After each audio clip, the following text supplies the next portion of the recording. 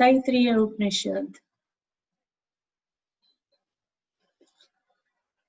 is basically the journey from the gross to the subtle of the subtle senses.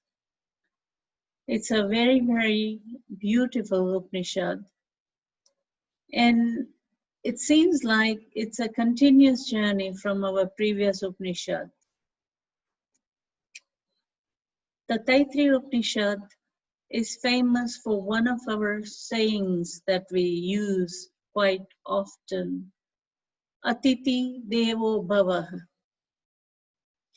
I'm sure most of you are aware and well versed with the same. Atiti Devo Bhava is one of the samhitas from the Upanishad, Taittiriya Upanishad. We're going to come across that and many more beautiful verses in this Upanishad.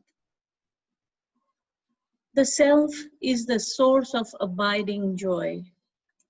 Our hearts are filled with joy in seeing him, enshrined in the depths of our consciousness. If he were not there, who would we breathe? Who would we live for? He, it is he who fills every heart with joy. That's 11.7.1 from Taittiriya Upanishad. Taittiriya Upanishad, it's an ascent of joy. The Upanishads make careful distinction between the terms pleasure and joy. Pleasure, which mainly comes from sense experience, is transitory and actually quite limited, and that is pleasure. However, joy comes from being in harmony with the creative forces of the universe, with one's own destiny and the creative forces. It is permanent. One of the main reasons we can tell it apart from pleasure, it has no limits whatsoever. Joy is infinite, not limited at all. Pleasure, limited completely. This is an important distinction in mysticism, and in a striking passage, the Taittiriya Upanishad builds on this idea and tries to give us some sense of magnitude of joy that is our legacy, building up systematically in expansion of 100 and a comparison with limited experience that we have now to the joy of unity with the Supreme. That alone would be an outstanding contribution. But the Taittiriya Upanishad has other distinctive features. One is the model of the human being as the self encased in 5 wrappings. You know, maybe like a Chinese puzzle or, you know, the material body.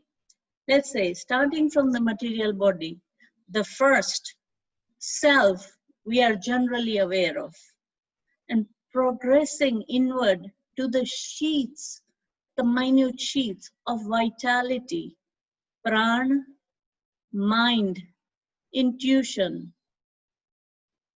and finally joy, prana, buddhi. Along with the quantum leaps in joy are similar qualitative steps in awareness for those who push deeper through these layers of condensation, as it were. That covers our real self. Now, how is this to be done?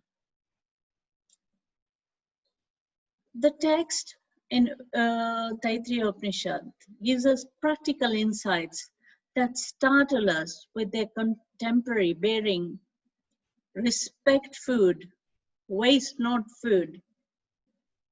The earth can yield much more, much, much more. Refuse not food to those who are hungry.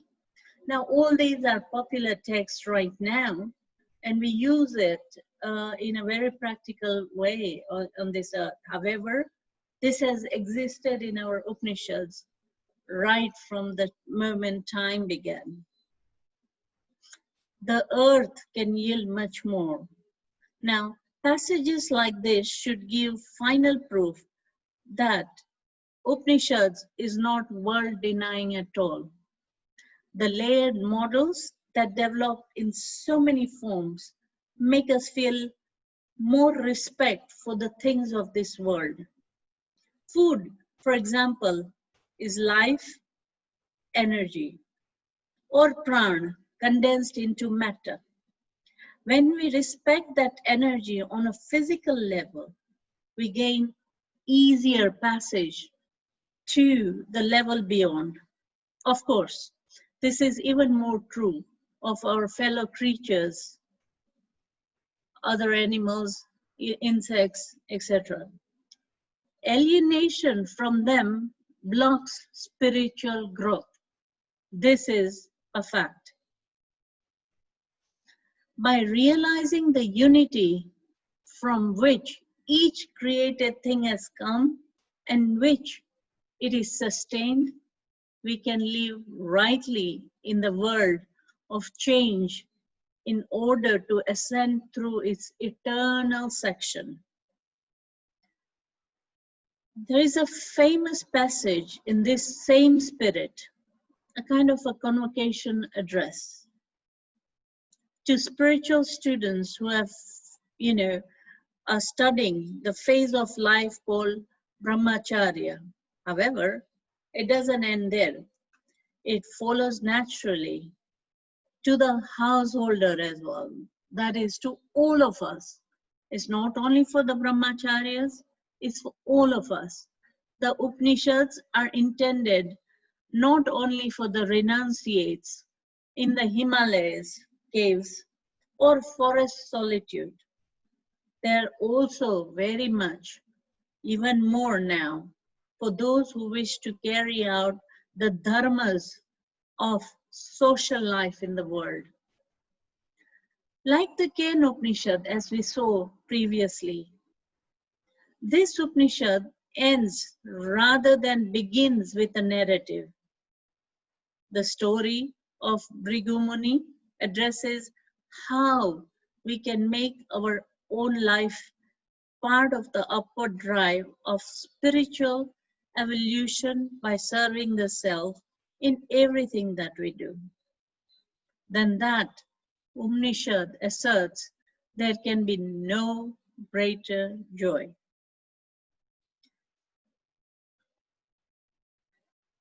Now, the Upanishad, Taittiriya Upanishad, is in 3 sections. The first part is Samhiti. I hope everybody remembers what it is from our conversation in Upanishads. Basically, it's a few texts of Rigveda put together, which forms the Samhiti. There's also the Varuni and the Yagniki. Now, in these 3 sections, the first one begins literally with the beautiful prayers of the Rigveda. And when we do that, we begin with the Samhita, and we're going to start with their first prayer of chapter 1 and the lesson 1 of Taittiriya Upanishad. Hari Om. Samno Mitra, Samvaruna, Samno Bhavatvaryam, Samna Indro Brahaspati, Samno Vishnu Kruma, Namo Brahmane, Namaste Vayu Tvameva Pratyaksham Brahmasi, Tvameva Pratyaksham Brahmavadishyami.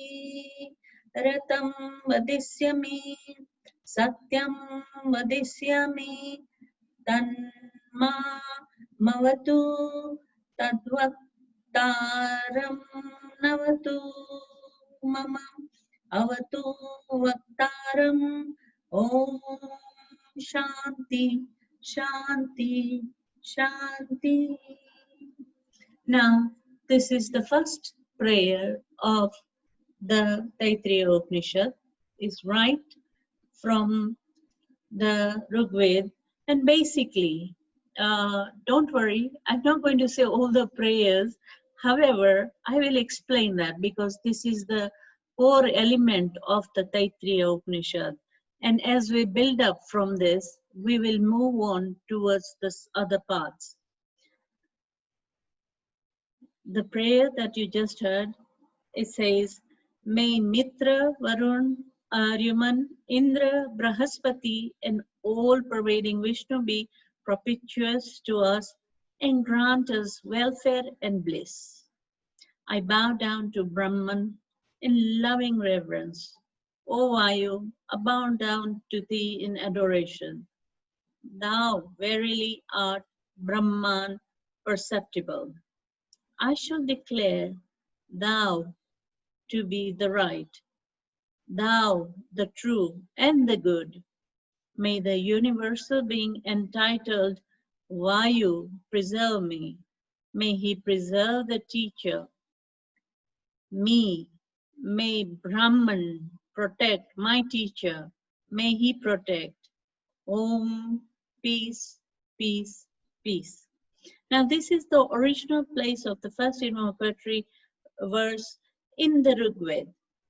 The deities invoked here may be regarded as the delegates. Now this is a very important point. The delegates among whom the Supreme distributes some of his powers. They might also be conceived as manifestation of the one who lives behind them. Rigveda declares that Indra, Mitra, Varun, and the rest are but modes of the one, named variously by the sages.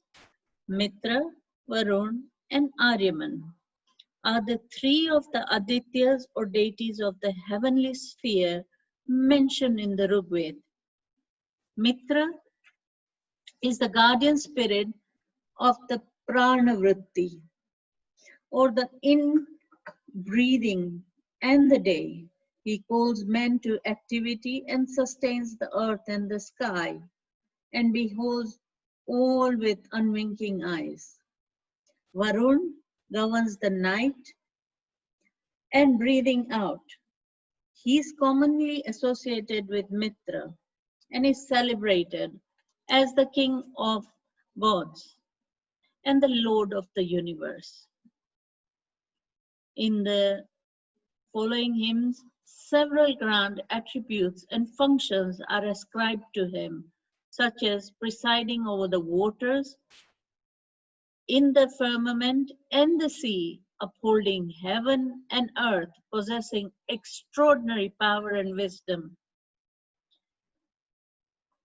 and bestowing immortality. Aryaman is the regent of the sun and the eyes. He is the chief of the Pitrus. This is an important point. We talked about Pitrulok. Now, he is the chief of the Pitrus, and that is Aryaman. He is also the head of the Milky Way, and his path, he is ruling deity in the sun as well as in the eyes.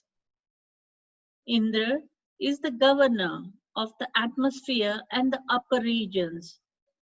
He presides over the gods. Remember, we talked about Swarglok in one of our sessions of all the loks. So we're talking about Indra residing and ruling over that area. He vanishes demons of darkness and benefactor of men. His power and energy are praised in the Veds. He is most frequently invoked. Whenever we're doing any pujas or yagnas, when we take the sankalp, all these deities are called upon in order for the function of the sankalp to take place and to be fulfilled.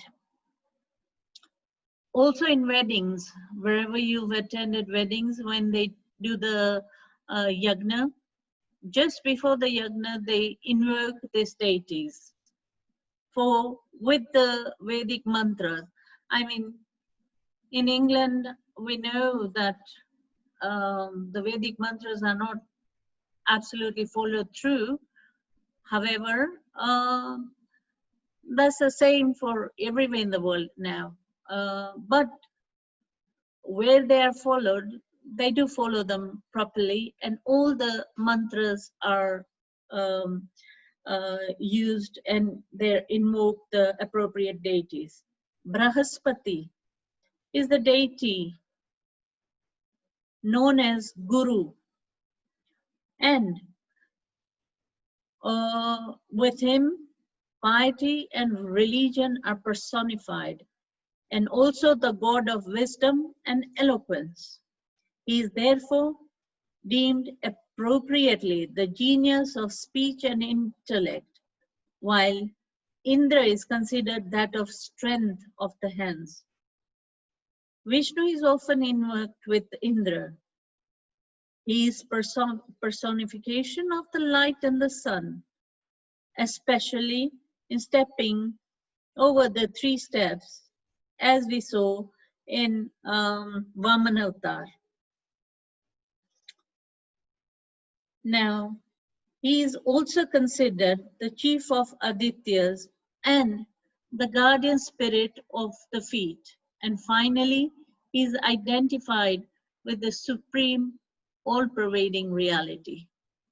Just as man is looked upon as a universe, the deities that rule over the cosmic functions are also conceived to have the corresponding rulership.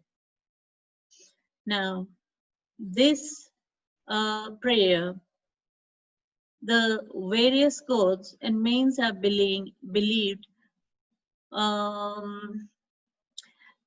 basically. Now this is the way it's been taken on as in the first chapter, where it says, may glory come to both of us together. May the light of Brahman shine a light through both of us.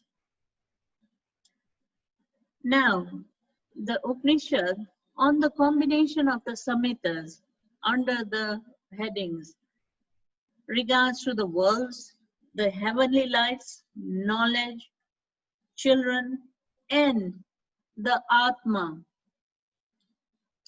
People call all this the great Samhitas. The earth is the first form. Heaven is the last form. The Akash is the union, and air is the medium. This regards to the worlds.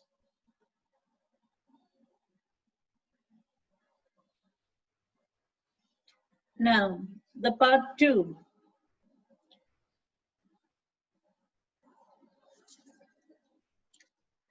Fire is the first form. The sun is the second form. Water is the union, and lightning is the medium. This with regard again to the heavenly lights.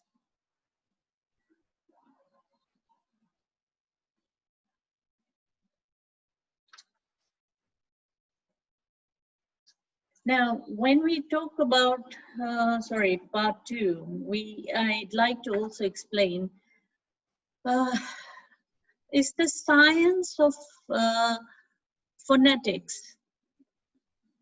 Part two, it deals with vocalic sounds, accents, speech, quantity, force required for articulation, modulation, and conjunction of letters. In this lesson, we normally get the earliest systematic treatment of science of phonetics.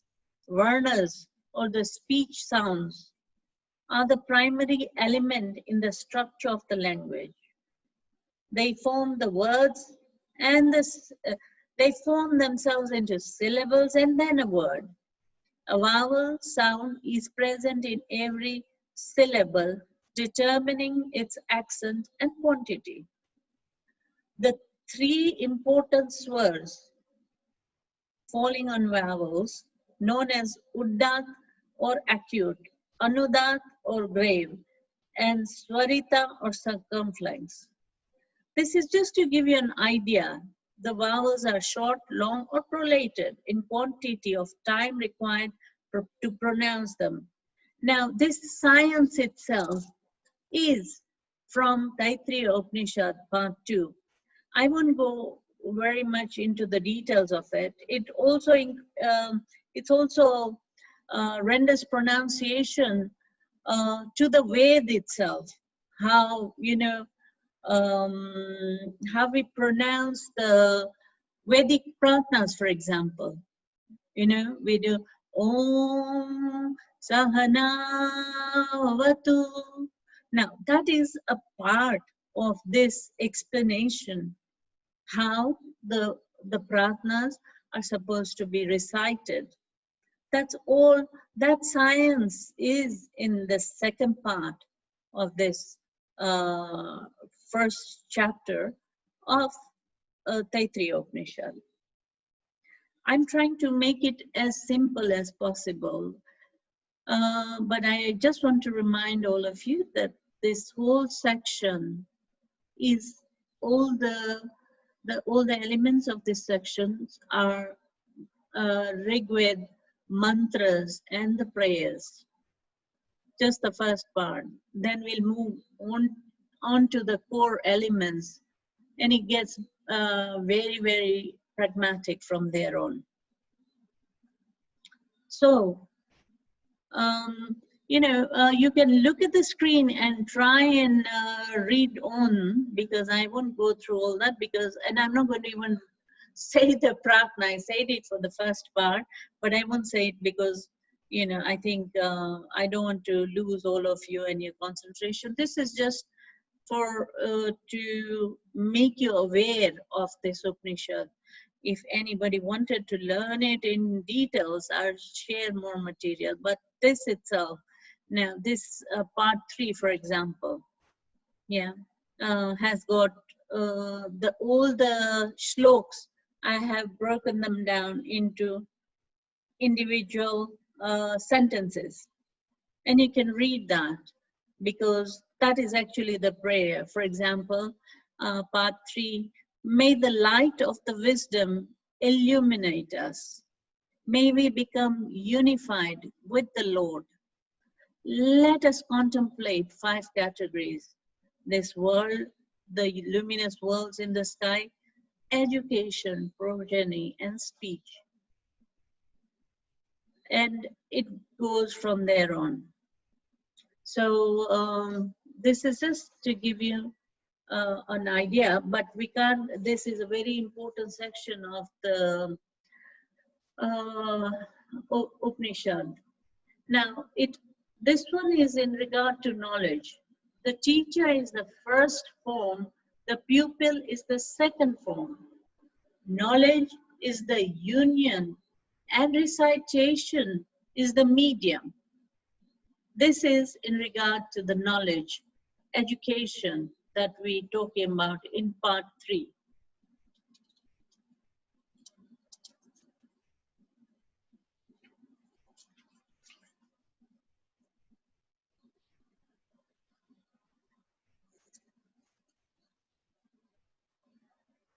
The teachings concerning the universe is this.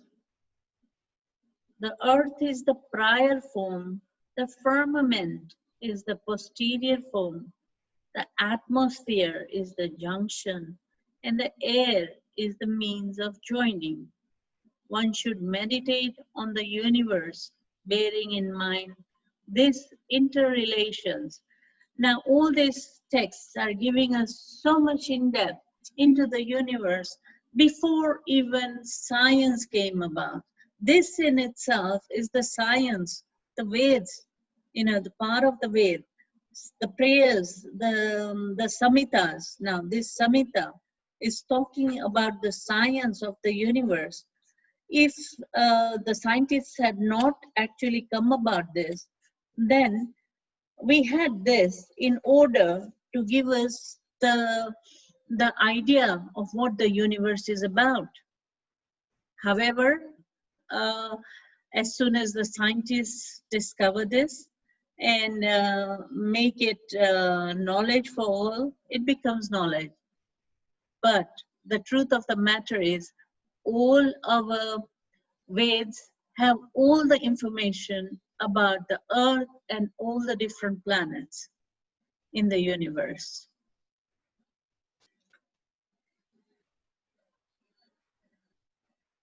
Okay, now we shall expand in order the sacred doctrine of the conjunction based on the perceptible objects, what we can see, the universe, the light, learning, progeny, and self. Okay, that actually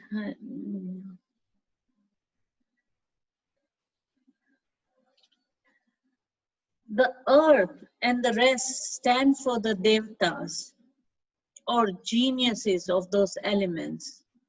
The whole meditation helps to contemplate the cosmic immensities, interrelated, including all existence in a grand way. By doing so, the mind goes beyond trifling preoccupation and attunes itself to the infinite.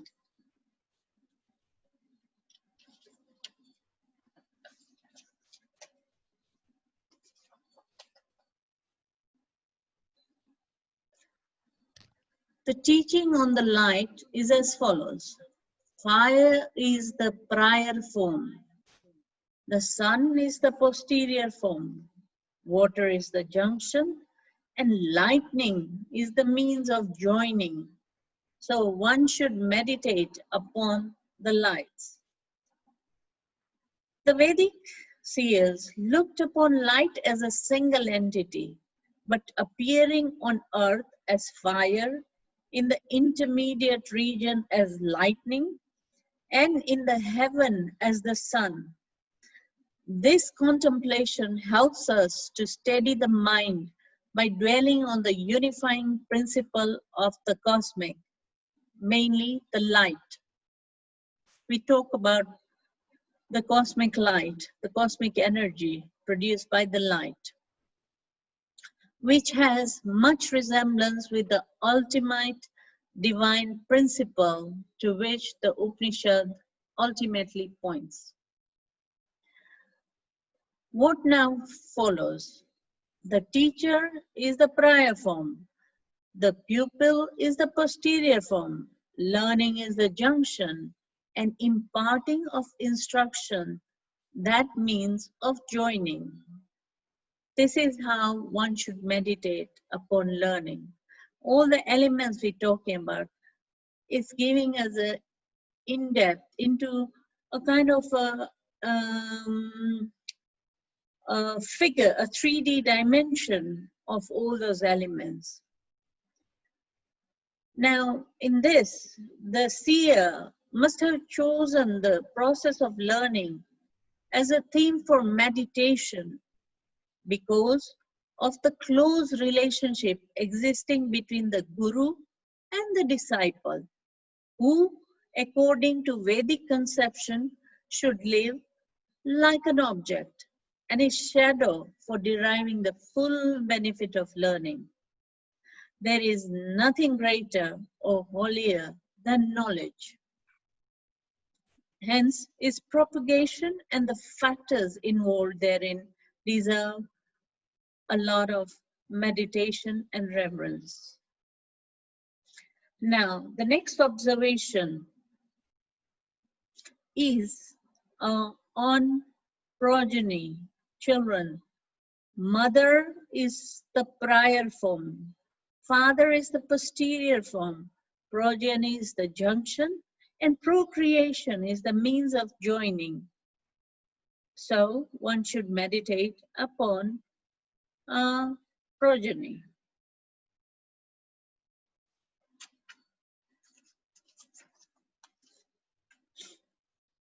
Then we move on to what follows is concerning the self. The lower jaw is the prior form. The upper jaw is the posterior form. Speech or the vocal organs are the junction, and the tongue is the means of the union. Therefore, one should meditate upon the self and the whole physical aspect.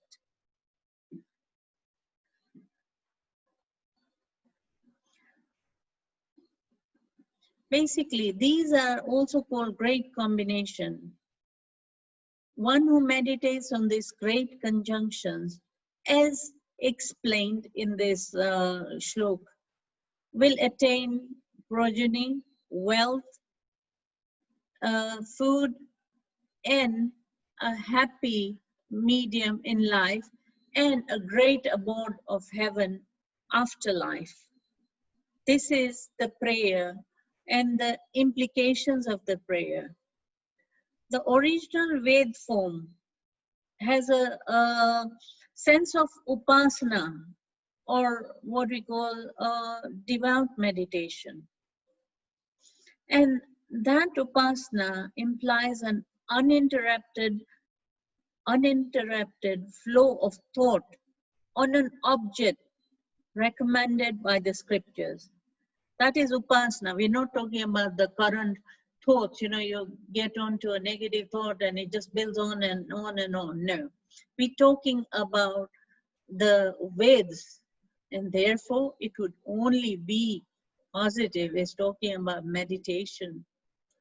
The word upasana, when used in connection with the service of a king or guru, implies constant attention to the intention. Basically, religious meditation also. The Vedanta Sutras in chapter 4, verse 1 also suggests that no rule regarding time and place need to be observed by upasak, meaning the aspirant, except so far as the choice is based on facility for meditation and in order to agree with the connotations.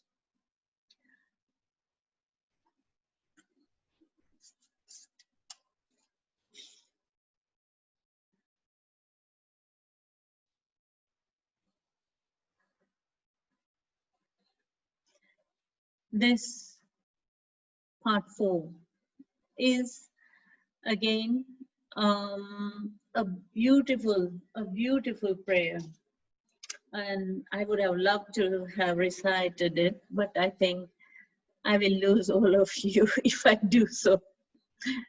And perhaps, like we do some of these Vedic prayers, one of the days we'll use one of them to say it together so that everybody is in togetherness.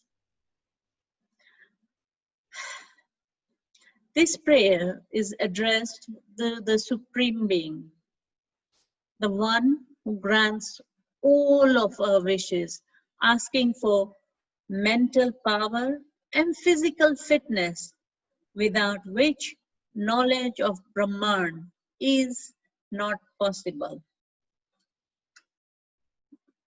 End. Basically, it goes as such. He who is the most excellent in hymns of the Veds, whose form is manifold and who has sprung up in all splendor from the sacred hymns, may he, the Supreme Lord, cheer me with intellectual vigor. O Lord, may I be the possessor of immortal revelation. May I be able and active in my body. May my speech be sweet and agreeable to the highest degree. And may I, with my ears, listen abundantly so that I may learn. Thou art the sheath of the Supreme Being. Pray, preserve my learning. This is the prayer. This is the fourth prayer of the Rigveda. Basically, is regarding he who, etc. Now that epithet, according to the traditional interpretation, refers to Om. We talked about Om even in Ken Upanishad. We talked about it in Ishavasya Upanishad. And here again, we're talking about the same Om. The whole formulary may also be taken as a supplication to God. Sakar Brahman, Nirakar Brahman. So basically, Om. The mystic syllable Om is in the Upanishads is the object of profound meditation, and the highest spiritual efficacy is attributed to it.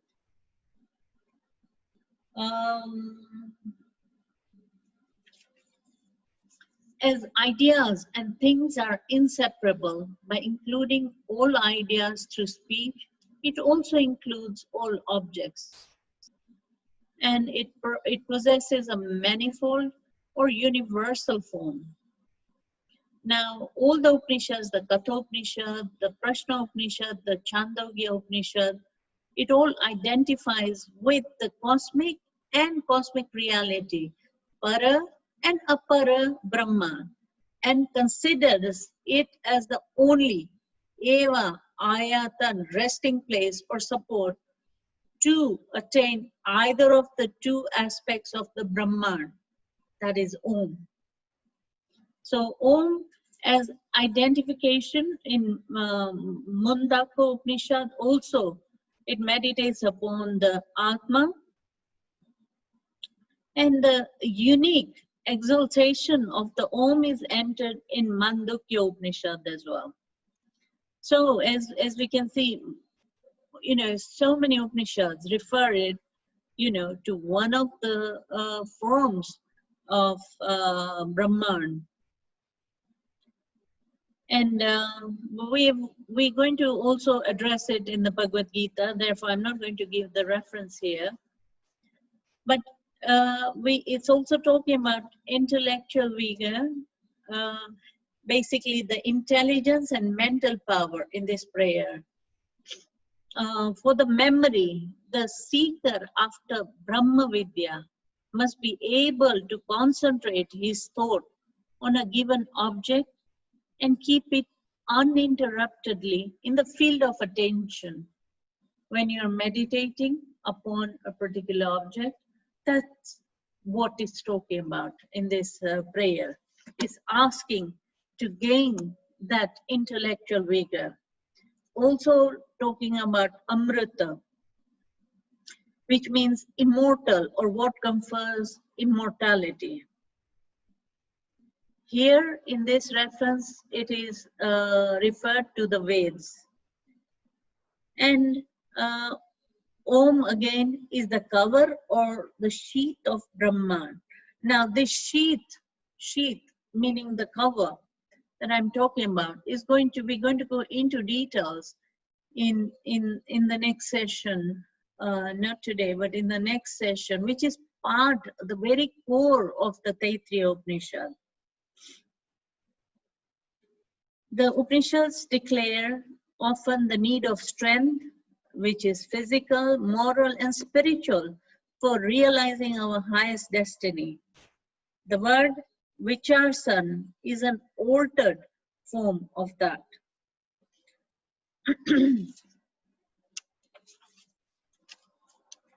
Oops.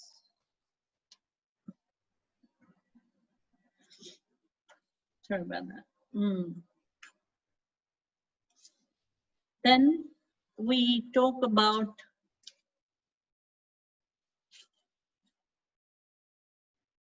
thousand branches.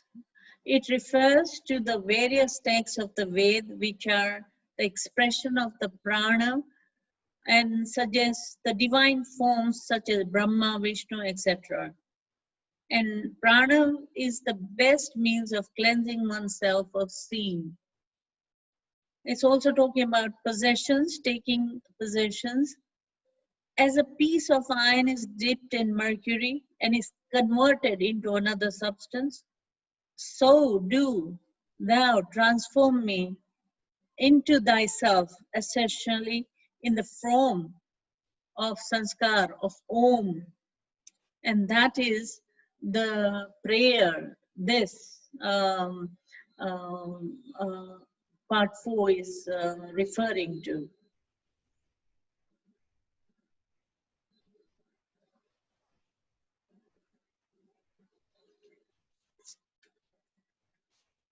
This is absolutely beautiful. Bur, Bhuva, Savariti. This is all related to some of the prayers that many people use. However, it's connected to that. The mystical utterances, the part of it is connected to that, not completely. So, what this prayer actually says is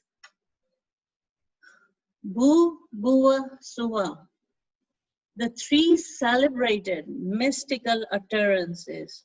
We'll see that in the Gayatri Mantra as well. Om Bhur Bhuva Swaha. Now, these, in addition to this, there is of course a fourth one, which is Mahachamasya. That is Brahman. That is the Atma. Other gods are its limbs. What is called Bhu stands for in this world the fire, the sacred verses called Rukshas, and the air that is taken in as Prana. What is denoted as Bhuva stands for the intermediate space between the heaven and the earth. And the air, the Saman chants, and the air that is breathed out, Apana, Prana Apana, that is part of yoga. Now, what is noted as Suva stands for heaven, the sun, the sacrificial formula called Yajus, and the vital air that sustains the life when the last breath is arrested. What is called Maha is the sun, the moon, Brahman, and food. If you go back to those of you who attended the section on all the loks, the 14 loks that we discussed, we have similar names, right? So this also refers to that. So, you know, get your memory jogging and try and understand the elements that support that lok. Through the sun and all the worlds, through the moon and all the lights, through Brahman and all the Veds, through the food that all animate beings are magnified. Now, these are the 4 Vyaharitis comprised in a group of 4 and fourfold, and he who meditates upon them knows Brahman. Basically, you know, all the gods, you know, the upasak has attained union with the Brahman at the end of achieving all this.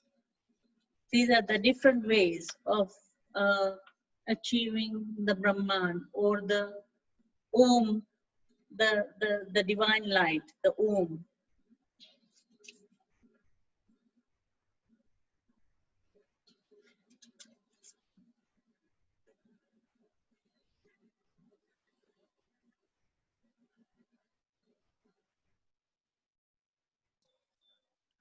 Kansachanuramardhanam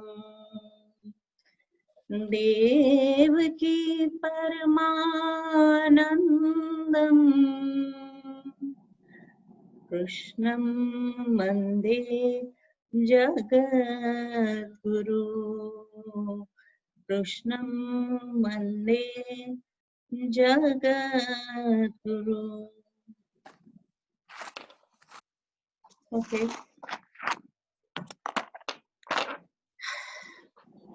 Now, chapter 3, the last chapter, it establishes the facts by various points, okay? The performance of prescribed duties, which is obligatory for everybody. Now, here, Lord Krishna had comprehensively explained how it is the duty of each and every member of society to carry out their functions, right? In the respective stages of life, according to the rules and regulations of the society in which one lives. That was entitled in the chapter, the Yoga of Action, Karma Yoga, right? Today, we're going to talk about transcendental knowledge. The connection between chapter 3 and chapter 4. In chapter 3, Krishna explained that the lust covers knowledge and that ignorance binds us to the material world. Okay? Attachment. Dutiful, detached work or karma yoga is the means to attain transcendental knowledge. Therefore, being able to award our intelligence the strength to overcome all the lustful desires, having the power to purify our consciousness from passion to goodness. By the way, this is one of the ways we can do that, as knowledge is the power. Therefore, now chapter 4 will emphasize on what is transcendental knowledge, how it is received, and to perform the highest level of karma yoga, surrendering all works to Krishna, one must know what Krishna is. Sri Krishna Sharanam Mama, we say. But who is that Krishna? Who is he? Is it the Krishna you see in the temple? Is it the Krishna you hear of? Is it the Krishna you read about in the books? Okay. Today we begin our journey through the transcendental knowledge, yeah, of Sri Krishna. Krishna reveals that he is transmitting an ancient teaching to Arjuna. Though Krishna has taught this wisdom to gods and others before Arjuna in this chapter, okay? Now, Arjuna is kind of confused and lost. How can Krishna be teaching this to me now, and he's also taught it to other gods in the past?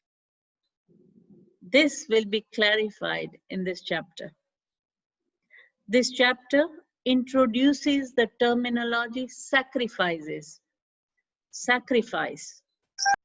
The concept of sacrifice In the Hindu, especially the Vedic tradition, has a nuanced meaning. Originally, the sacrifice consisted of rituals and offerings, such as water or food, around a sacred fire, which is the yagna, right? However, the statement, man sacrifice to the gods, really refers to the practice of the rituals. The Sanskrit word for sacrifice is yagna, which sometimes translates as sacrifice and other times as worship. It falls under both categories. In the Veds, we have seen conjunction of both, right? Rigved, Yajurveda, yeah? Okay. Therefore, when Krishna insists that wisdom is achieved through right action or worship, his meaning becomes somewhat confused. At times, Arjun believes that he is arguing that the pursuit of knowledge can simply clear the delusion of ego and preoccupation of the senses. The first type of knowledge comes focusing solely on gaining the knowledge with a purpose. Knowledge with a purpose, such as self-advancement. We want to make advances within ourselves. So it's important to gain that knowledge. However, the type of wisdom Krishna insists comes from practicing karma yoga can be framed as an understanding of the nature of existence and the ability to see truth beyond the illusory world of senses. The truth beyond the senses, what we perceive, when we get attached, shoop, the Maya Parda comes in and, those senses get varied. Okay? So, we're going to start the first shlok.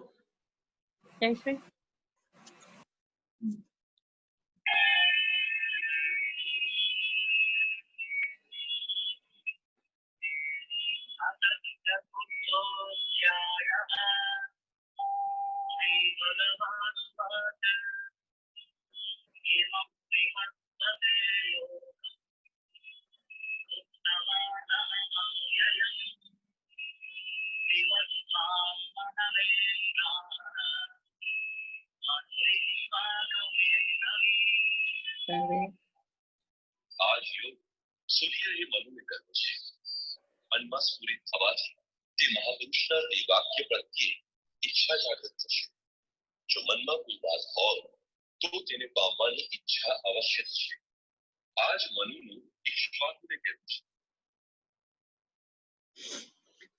Okay, the Supreme Lord Shri Krishna said, I taught this eternal science of yoga to the sun god, Vivaswan, who passed it on to Manu, and Manu in turn instructed it to Ikshvaku. Now, merely imparting invaluable knowledge to someone is not enough, okay? The recipients of the knowledge must appreciate its value and have faith in its authenticity. Okay, for example, we are all learning this knowledge from, Shri Krishna himself via the Bhagavad Gita. So we should all appreciate the authenticity. And that's why we started our knowledge right from the beginning, where it comes from Veds. From Veds, the most earliest ancient scriptures, and then we followed it down now to Bhagavad Gita. Therefore, only then will we put in the effort required to implement it practically. And Bhagavad Gita is a absolutely practical, instruction from Krishna. Whether we were born you know, whether you were living in 200 years before or 2000 years before. It applies to all beings. It doesn't matter what faith, doesn't matter what caste, anything, no boundaries. Yeah. So Sri Krishna establishes the credibility and importance of the spiritual wisdom that he is bestowing on Arjun. Sri Krishna informs Arjun that the knowledge being imparted to him is not newly created for the convenience of motivating Arjun to fight in the battlefield. In fact, it is the same eternal science of yoga that originally taught to Vivaswan or Surya Narayan, the sun god, who then passed it to Manu, etc. This is the descending process of knowledge, where someone who is perfect authority on knowledge passes it down to another who wishes to know. Okay. Now, in contrast to this, the ascending process of acquiring knowledge, where one endeavors to enhance the understanding through self-efforts, that's also quite important. Now, in this process, it's quite laborious, you know, trying to read the scriptures. It could be imperfect and it could be time-consuming. For example, if we wish to learn physics, we could either try to do it by the ascending process where we speculate about its principles without our own knowledge or intellect, right? And then reach conclusions. Or we could do it by descending process where we approach a good teacher, okay, who can teach us the subject. Therefore, we can be sure of the validation of the conclusions. Every year, thousands of self-help books are released in the market, which present authors solutions to the problems encountered in life. These books may be helpful in a limited way, but because they're based upon the ascending process of attaining knowledge, they're imperfect. Every few years, there is a new process that comes in which is unsuitable for knowing the absolute truth. Divine knowledge does not need to be created by self-effort. Yeah, we're talking about adhyatmic gnan, divine knowledge. Okay. Just as heat and light are as old and fire from which they emanate, divine knowledge is such. So, Shakti Auntie, there's a lot of interruption. Okay.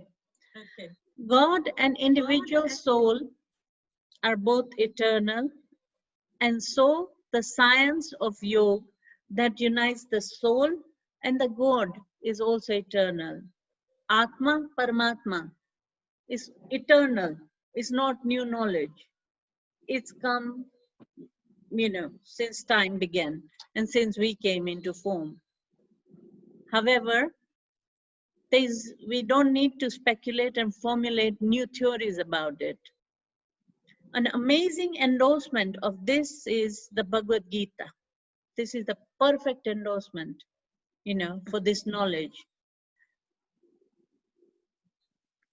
Now, Sri Krishna states that the knowledge of yoga, which he is revealing to Arjuna, is eternal, and it was passed down in ancient times through the descending process, guru to disciple, etc., etc.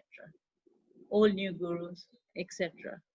But this is Krishna himself sharing this knowledge via the Bhagavad Gita to us. Krishna Mande Jagat Guru. Chapter 4, Shlok 2, Jayashri.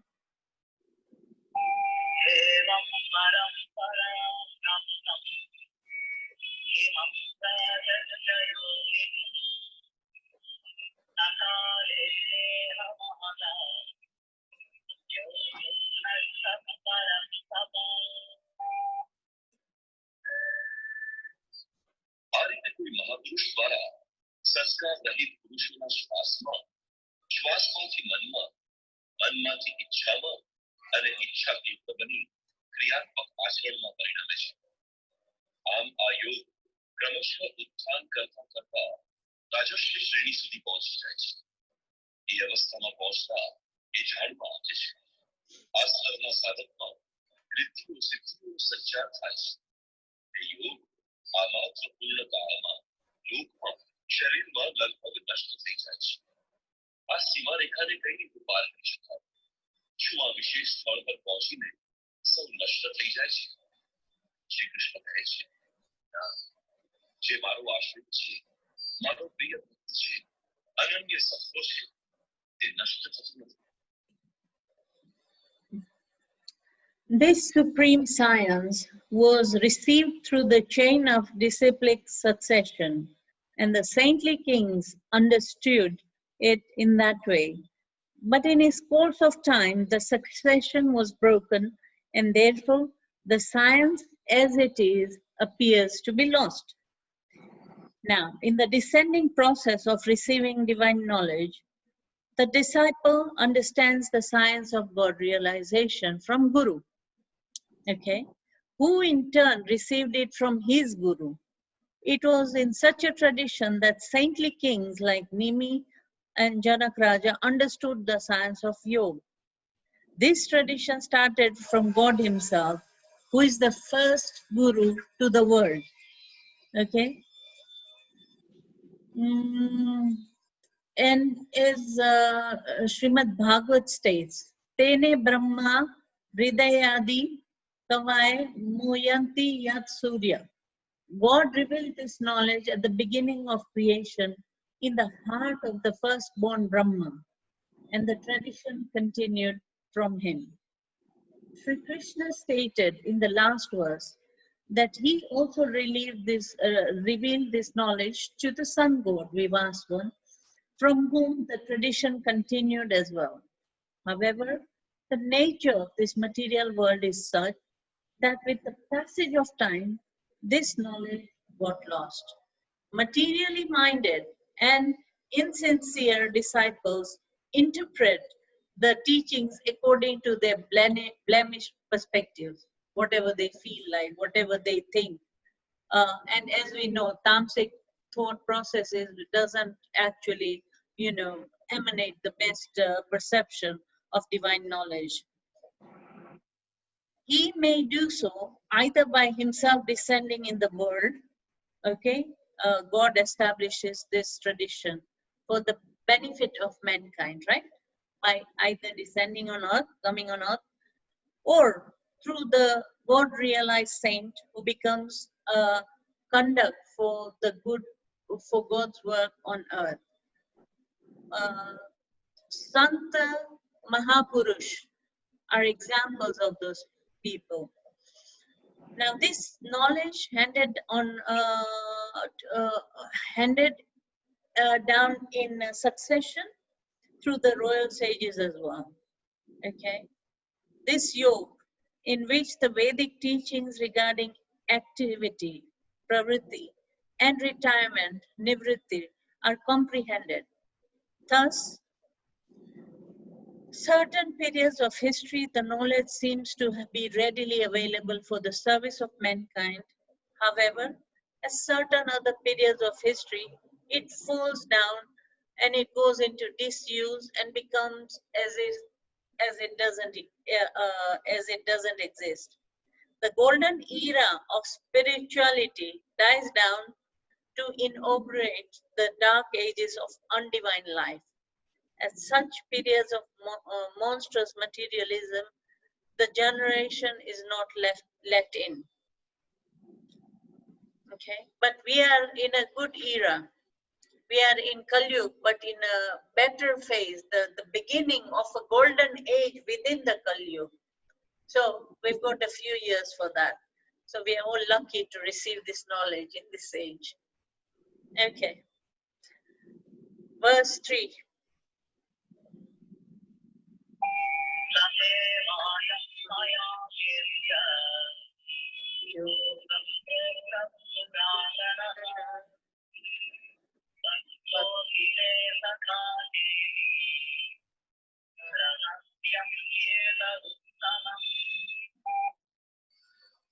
देश पुरातन युग कारण कि તું મારો ભક્ત અને સખો છે અને આ યોગ ઉત્તમ રહસ્યપૂર્ણ છે. અર્જુન ક્ષત્રિય શ્રેણીનો સાધક રાજર્ષિ અવસ્થાવાળો જ્યાં રિદ્ધિ સિદ્ધિઓના પથારામાં સાધક નષ્ટ થઈ જાય છે. આ કાળમાં પણ યોગ કલ્યાણકારક જ છે, પરંતુ સાધક ત્યાં પહોંચતા ઘણું કરીને લખવી પડે છે. એવું અવિનાશી અને રહસ્યમય યોગ શ્રી કૃષ્ણએ અર્જુનને કહ્યું, કારણ કે અર્જુન નષ્ટ થવાની અવસ્થામાં જ હતો. શા માટે કહ્યું? કારણ કે તું મારો ભક્ત છે, અનન્ય ભાવથી મારો આશ્રિત છે, પ્રિય છે, સખા છે. The same ancient knowledge of yoga, which is the supreme secret, I am today revealing unto you, because you are my friend as well as my devotee, who can understand this transcendental wisdom. Sri Krishna tells Arjun that the ancient science being imparted to him is an uncommonly known secret. Secrecy in the world is maintained for two reasons, either due to selfishness or in keeping the truth to oneself, yeah, and to protect the abuse of knowledge. The science of yoga remains a secret, not for either of these reasons, but it requires a qualification to be understood, right? The qualification is revealed in this verse as devotion. That is Sri Krishna telling Arjun, because you are a devotee. In chapter 2, if you remember, he surrendered himself unto Krishna. Prior to that, in chapter 1, Krishna was just his friend. In chapter 2, as he heard, from Krishna, he surrendered himself. Now he's a devotee. The deep message of Bhagavad Gita is not to being understood merely through scholasticism or mastery of Sanskrit language, okay? It requires devotion, which destroys the subtle envy of the soul towards God and enables us to accept the humble position as his tiny parts and servitors. Arjun was a fit student of this science because he was a devotee of the Lord. Devotion to God can be practiced in any of the 5 sequentially higher bhav or sentiments: Shant bhav, Dasya bhav, Sakhya bhav, Vatsalya bhav, Madhurya bhav. All these bhavs can be used as your devotion to Sri Krishna. Arjun worshipped God as his friend. So Sri Krishna speaks to him as his friend and devotee. So that falls under Sakhya Bhav. Yeah. And we'll talk about this, the Gnanis and Tapasvis, in our next session. For today, we're going to stop here. We'll do a recap on this shlok to move further in order to maintain a continuity. And therefore, we're going to do the last prarthana. I'm just going to load it for everybody.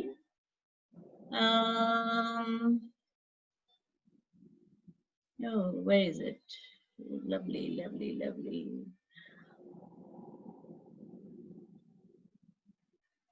Sorry, beg your pardon.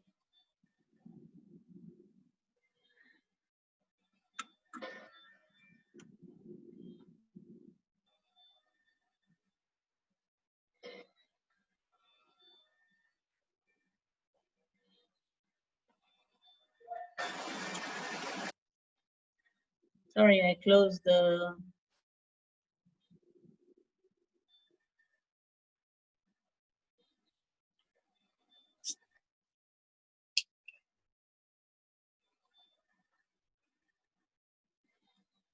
Okay.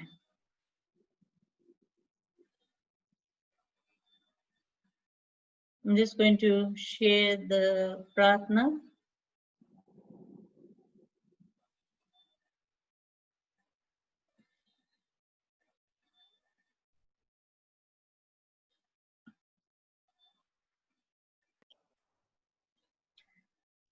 And